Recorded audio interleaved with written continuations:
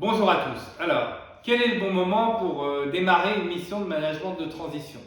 Alors déjà, c'est le client qui décide, hein, ce n'est pas les managers de transition.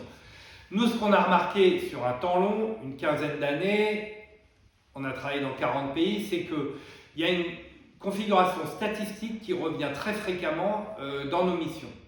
Laquelle, eh bien, la configuration qu'on revoit le plus souvent, c'est il y a eu 3 DAF en 2 ans, ou il peut y avoir même eu 4 DAF en 3 ans, 3 DG en 2 ans, etc. Donc on comprend bien que des gens se sont succédés. Il y a eu entre les successions de personnes parfois des périodes où il n'y avait personne, les équipes étaient livrées à elles-mêmes.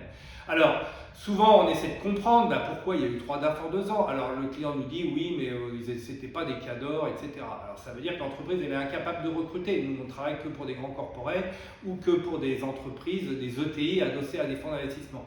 Et puis quand on creuse, on voit que les 3 DAF, il y en avait un avait fait l'EM Lyon, l'autre il avait fait l'ESSEC et le troisième Dauphine. 3 écoles supposées de former des gens incompétents. Donc on voit bien que ça ne va pas du tout, ce n'est pas le sujet des personnes.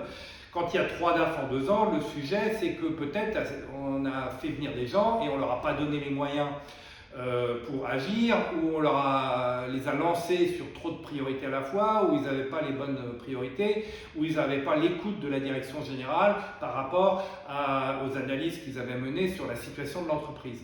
Donc l'apport du management de transition dans ces moments-là, c'est de se caler sur un nombre limité de priorités, qu'on va discuter évidemment avec le client, et puis de n'ouvrir des chantiers que quand les priorités définies au départ ont été traitées. Voilà, pas ouvrir 10 priorités à la fois.